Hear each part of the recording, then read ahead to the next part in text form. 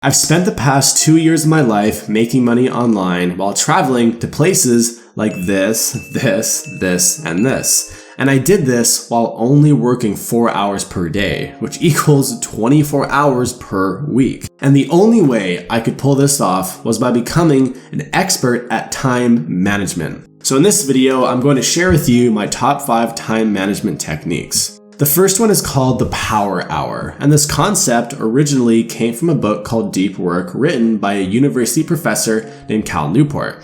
The Power Hour technique is when you spend the first hour of your day performing the most difficult task. And during this hour, you eliminate all distractions. You get rid of your phone, you get rid of all the YouTube video tabs, you send your dog in the other room, and you are just focusing on this one task. And there are 2 main benefits to this technique. It helps prevent procrastination just by getting started, and it also helps you feel a sense of progress early on in the day, which will set you up for a more productive day. I remember back in university when I would study, I would have so many things going on in the background. I would have multiple YouTube videos loaded on my computer. I would be checking my phone all the time. I would have the TV going on in the background. And the result of doing all that is just taking way longer to complete the task. The second time management technique is using a calendar. Aside from being able to plan your power hours, having the ability to view your week at a glance provides you with a myriad of benefits,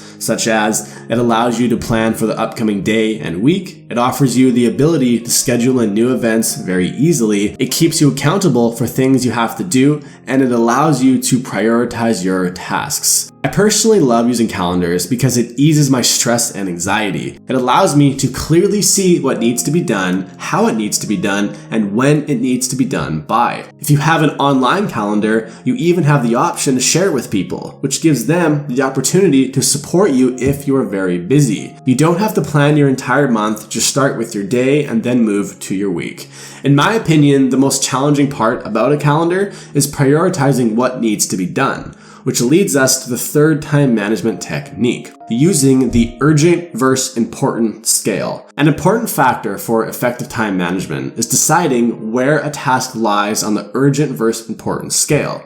This idea is adopted from a book called 7 Habits of Highly Effective People, written by habit expert Stephen Covey. Essentially, you have to create a diagram like this one below. Every activity you do throughout the day can be placed in one of the 4 quadrants. The goal is to stay in the top right quadrant of important but not urgent. This promotes proactive behavior so that you stay on top of things and are minimally stressed. Examples of things that would fall under the urgent and important category would be a serious deadline, a doctor's appointment, or some kind of important meeting. Phone calls, emails would fall under the important and not urgent quadrant, and pointless busy work would fall under the not important and not urgent quadrant. And you have to avoid this quadrant at all costs. It's up to you how you want to prioritize your tasks and decide which tasks should go into each quadrant. When you are prioritizing your tasks, it's important to have a good understanding of how long things will take, which takes us to the 4th time management technique. Factor of safety. There have been countless times in my own working life, and especially in my student life, where I've created a seemingly flawless schedule and everything is perfectly prioritized. Then all of a sudden, I'm interrupted with a problem that needs to be dealt with in that moment. And this doesn't have to be a professional problem. This could be a personal one. It could be a small emergency where you have to go take care of your grandma or something like that. But the point is, it completely throws off your schedule. And when we are delegating our time for the day, we should always include a factor of safety to account for problems, distractions, and errors in our judgment. Always plan a little more time than you think you need when you are scheduling an activity, especially when it's an important one. This will not only allow you to maintain your schedule, but it will alleviate stress, pressure, and it gives you a sense of calmness about your day and tasks. Another great strategy for alleviating stress and pressure is my 5th time management technique, and this one is called taking green breaks.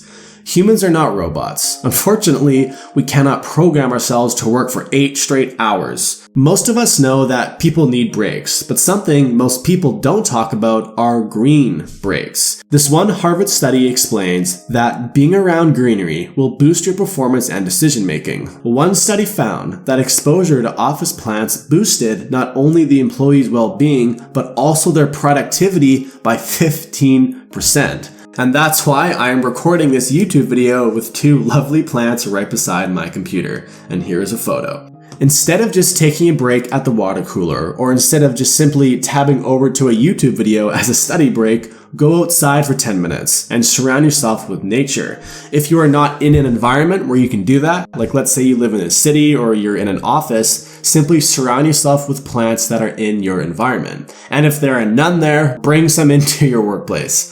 I personally found this one has a huge impact on my creativity and my overall mood. I honestly believe that going outside in nature is like giving our bodies medicine. When we look at photos like this, and this, we just feel good. Time is without a doubt the most valuable asset we have in life. Everybody on earth gets the same amount of time, but it's up to us how we choose to spend it. So learning time management is a very important skill. If you enjoyed this video, please be sure to subscribe to the channel. Thanks for watching, and I'll see you in the next one.